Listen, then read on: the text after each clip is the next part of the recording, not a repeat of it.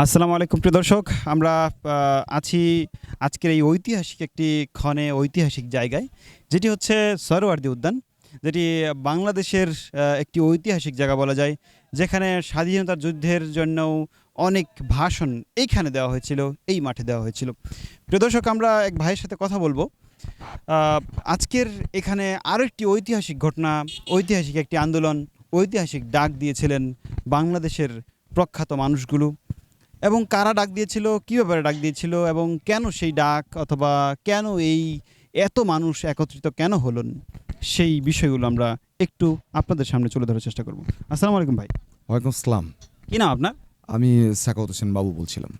শাখাওয়াত হোসেন বাবু। তো কোত্থেকে এসেছেন আপনি? আমি আজকে ফরিদপুর থেকে এসেছি এখানে। আচ্ছা, আপনার সাথে আর কে আসছেন?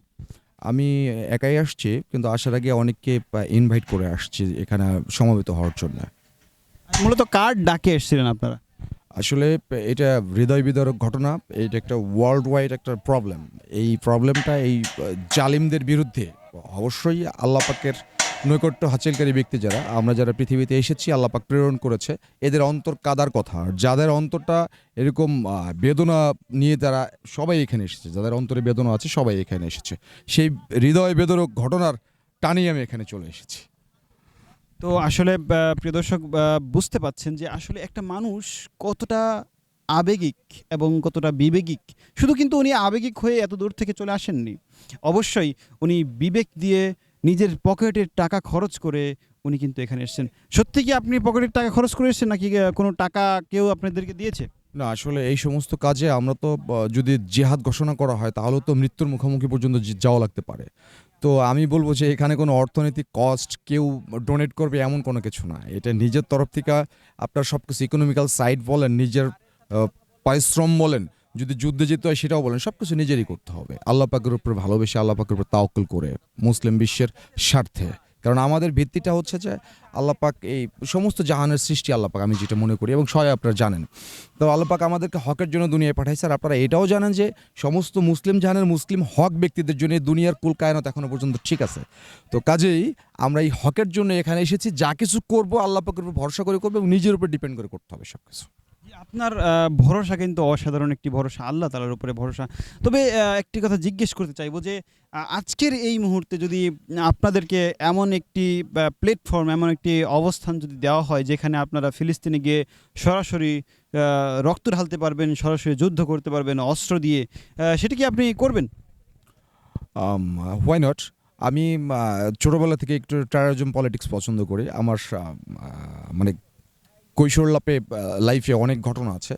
আমি সবসময় লিগ্যাল ছিলাম। তো এখন যেহেতু আমাদের এই পুরো বিশ্বের ভিত্তিটা, মুসলিমদের ভিত্তিটার উপর আঘাত হেনে গেছে, তো এখানে যুদ্ধের ডাক দিলে অস্ত্র ধরতে আমি কখনোই পিছপা হব না, আমি মনে করি আর কি। এবং আমার তরফ থেকে আহ্বান থাকবে সারা বিশ্ববাসীর জন্য, যে আমি এখন কিছু কথা বলতে চাই 1 মিনিট। সেটা হচ্ছে আমরা যেটা লিখেছি যে ফ্রি প্যালেস্তাইন, এই ফ্রি প্যালেস্তাইনটা না লিখে আমরা এখন থেকে লিখবো এবং বলবো attack Israel, finished the Israel. আর এই পাশাপাশি যে ইসরায়েলের পণ্যগুলো আছে এগুলোকে আমরা বয়কট করব। এবং আমাদের বাংলার যে সমস্ত আলেমুলামারা আজকে এই বিক্ষোভ সমাবেশ যারা ডেকেছেন, তাদের উদ্দেশ্য করে বলবো, যদি ভাইয়াটা আমার এই ভিডিওটা ইউটিউবে ছাড়ে, তাদের উদ্দেশ্য করে বলছি যে আমরা আলটিমেটাম জীবনে অনেক দিয়েছি, আলটিমেটাম অনেক দেওয়া হয়ে গেছে। এখন আমি মনে করি যে প্রিপারেশন ফর দ্য ওয়ার, যুদ্ধের জন্য আমাদের প্রস্তুতি নেওয়া উচিত বলে আমি মনে করি। এবং এই জন্য সবাই আহ্বান করবেন। এবং এই আলোচিত মুডে আমরা এখন মিডিয়ার জমানায় কী করি, এখানে চলে আসছে সবাই, আইসে কেউ ভিডিও ফুটেজ করতেছে, কেউ ফোকাস করতেছে, কেউ ছবি নিতেছে। আসলে সবচেয়ে বড় হচ্ছে যে দিলের তামান্না, দিলের ইসলাহ। আল্লাহ পাক সবসময় কিন্তু দিলের অন্তরে খাতাটাকে দেখবেন, বাহ্যিক খাতাটা দেখবেন না। তো এই জন্য আলেমুলামার ইসলামিক সাংগঠনিকভাবে যারা পরিচালনা করার চেষ্টা করছেন, তাদের উদ্দেশ্য করে বলছি, আপনারা এখন থেকে যুদ্ধের জন্য প্রস্তুতি নেবেন। সেটা যে কোনোভাবেই হোক, লাইটেনলি অ্যান্ড হাইডেনলি, যে কোনোভাবে যুদ্ধের জন্য প্রস্তুতি নেওয়ার জন্য আমি আহ্বান করছি। Thank you. যে প্রিয় দর্শক, দেখতে পাচ্ছেন যে আসলে উনার বলার সাবলীলতা, ওনাকে দেখলেই বোঝা যায় যে উনি আসলে একটা স্বাভাবিকভাবে বেড়ে ওঠা একজন মানুষ। তিনি কিন্তু পিছপা হবেন না। আজকে যদি উনার হাতে একটা AK-47 অথবা M57 হাতে দিয়ে যদি বলা হয় যে ইসরায়েলিদেরকে মারো, উনি কিন্তু মেরে দিবেন। তো প্রিয় দর্শক, এটা কিন্তু একদিনে ওনার এই যে আবেগ, এটা কিন্তু একদিনে সৃষ্টি হয়নি, এটা কিন্তু অনেক দিন লেগেছে। উনি ইসরায়েলদেরকে অবজার্ভ করেছে, ফিলিস্তিনিদেরকে অবজার্ভ করেছে, কারা কাদেরকে হত্যা করছে দেখতে পাচ্ছে, এবং এই মিডিয়াগুলো কিন্তু ইসরায়েলিদের হাতেই। তো সেই ইসরায়েলি মিডিয়া থেকেই কিন্তু উনি দেখে সিদ্ধান্ত নিয়েছে। প্রিয় দর্শক, এটি কিন্তু বলা বাহুল্য হবে যে আজকের এই প্রেক্ষাপট সৃষ্টির জন্য দায়ী একমাত্র ইসরায়েল।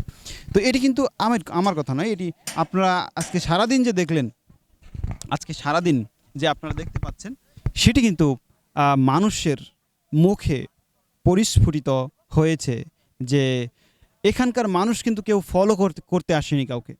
প্রত্যেকটা মানুষ কিন্তু এক একজন নেতা, প্রত্যেকটি মানুষের মধ্যে লিডারশিপ রয়েছে।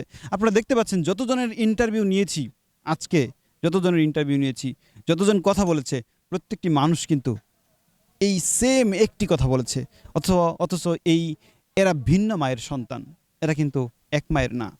তো প্রিয় দর্শক, সেই কথাটি হচ্ছে প্যালেস্টাইনকে ফ্রি করতে হবে, সেই কথা হচ্ছে ইসরায়েলকে ধ্বংস করতে হবে, সেই কথা হচ্ছে পুরো পৃথিবীর মানুষ একত্রিত হতে হবে। মুসলিম অমুসলিম সবাই মানুষ। তাই আমরা আবার মানবতার দিকে ফিরে যাই, আবার আসব মানবতার কাছে, আবার আসতেই হবে মানবতার কাছে। আবার আমরা আমাদের এই মাথা নত করতেই হবে মানবতার কাছে। সেই মানুষ, সেই রক্ত, সেই রক্তমাখা মাটি কখনোই বিলীন হতে দেওয়া যাবে না। প্রিয় দর্শক, আমরা আসব আবারও আপনাদের কাছে। সে পর্যন্ত আসছি। আসসালামু আলাইকুম।